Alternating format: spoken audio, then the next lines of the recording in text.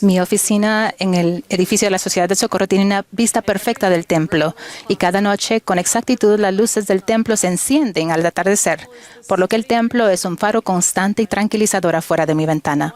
Una noche mi oficina estaba poco iluminada. Al bajar el sol y al mirar por la ventana, el templo estaba oscuro, porque las luces no se habían encendido, y de repente me sentí triste, debido a que no podía ver las torres del templo que veía todas las noches durante años.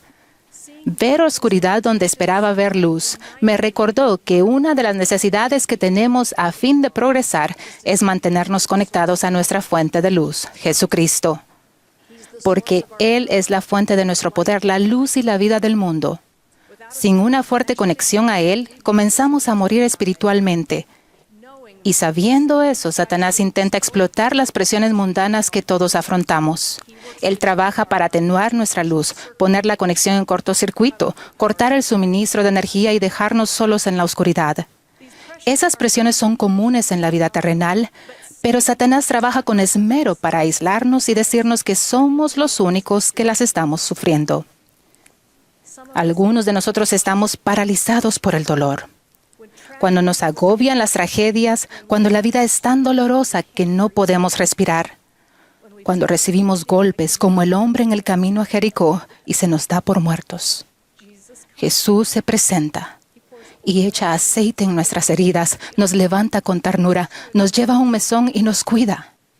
A aquellos de nosotros que estamos afligidos, Él dice: aliviaré las cargas que pongan sobre vuestros hombros, de manera que no podréis sentirlas sobre vuestras espaldas, para que sepáis de seguro que yo, el Señor Dios, visito a mi pueblo en sus aflicciones.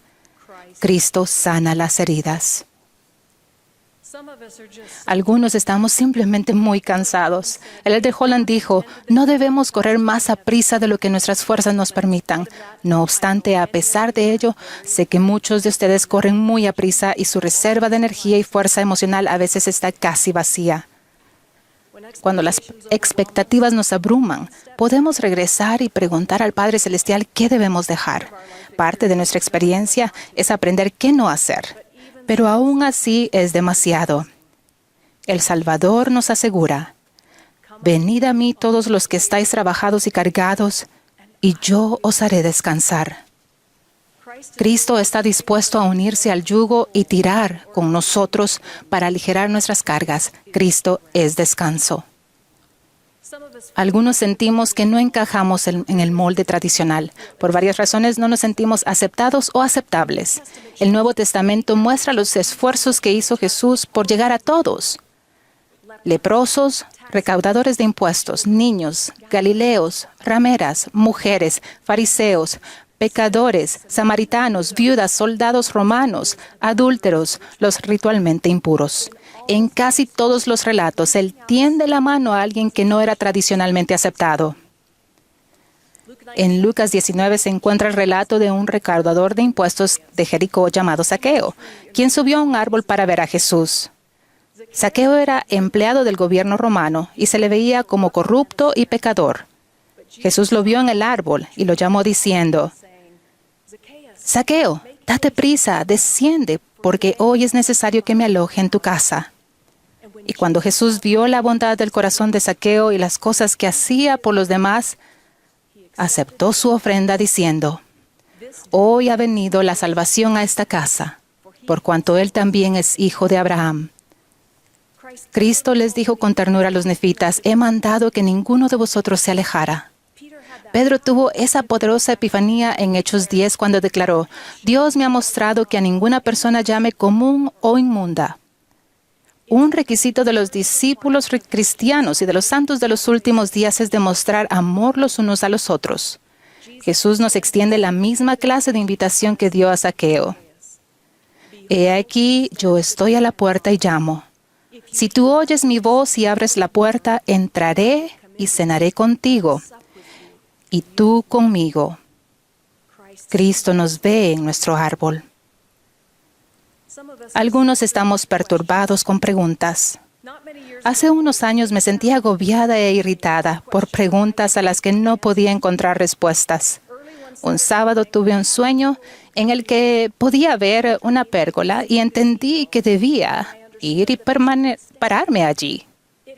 Tenía 5 arcos que la rodeaban, pero las ventanas eran de piedra. Me quejé sin querer entrar porque el lugar era claustrofóbico. Y se me ocurrió la idea de que el hermano de Jared pacientemente había fundido rocas hasta transformarlas en cristal transparente. El cristal es roca que ha sufrido un cambio de estado. Cuando el Señor tocó las piedras del hermano de Jared, brillaron con luz en los oscuros barcos. De repente sentí el deseo de estar en ese lugar, más que en cualquier otro. Era el lugar preciso, el único donde podría en realidad ver.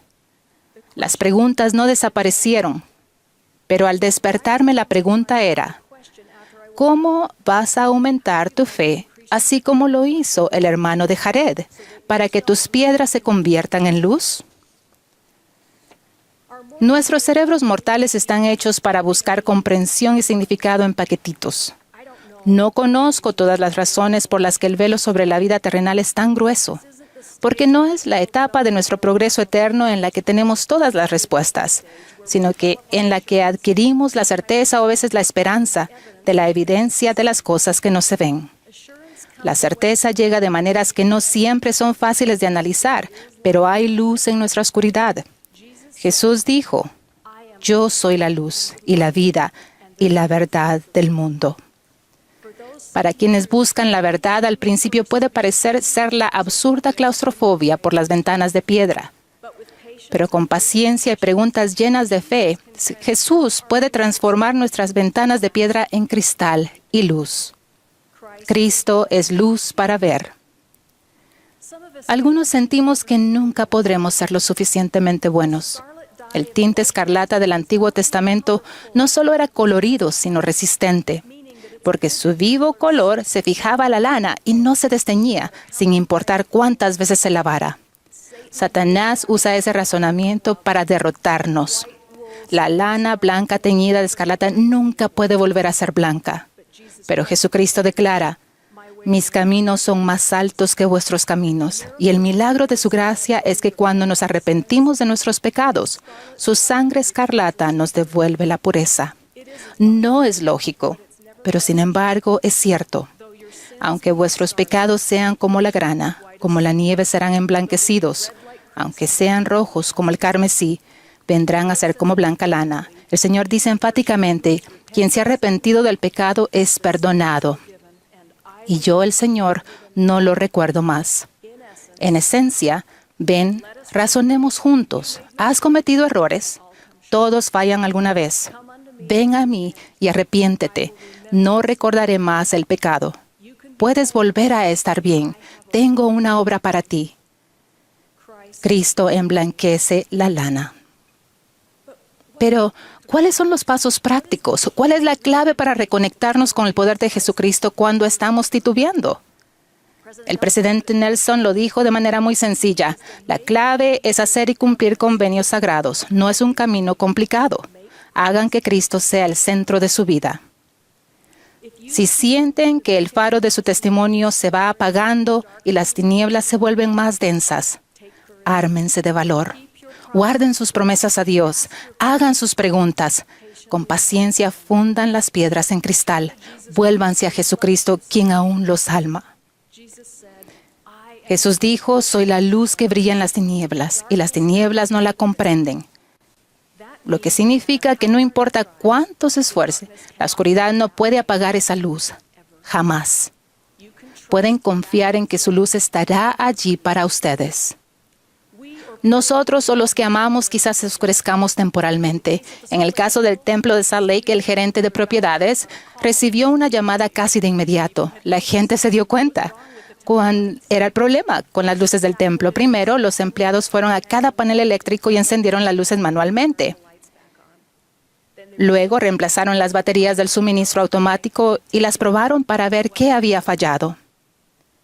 Es difícil encender las luces solos. Necesitamos amigos los unos a los otros. Al igual que los empleados del templo, nos ayudamos mutuamente al llegar personalmente, recargar las baterías espirituales, reparar lo que salió mal. Al igual que la manzana del templo en Navidad, quizás solo seamos un foco en un árbol. Pero aún así hacemos brillar nuestra luz y juntos atraemos a millones a la casa del Señor. Lo mejor de todo, como el presidente Nelson nos alienta, podemos traer la luz del Salvador a nosotros y a los que son importantes para nosotros por el hecho sencillo de guardar nuestros convenios. En muchas formas, el Señor recompensa esa acción fiel con poder y con gozo. Testifico que son amados. El Señor sabe cuánto se esfuerzan. Están progresando. Sigan adelante. Él ve todos sus sacrificios ocultos y los cuenta para su bien y el de aquellos a quienes aman. La obra que hacen no es en vano, no están solos. Su nombre mismo, Emmanuel, significa Dios con nosotros. Él ciertamente está con ustedes.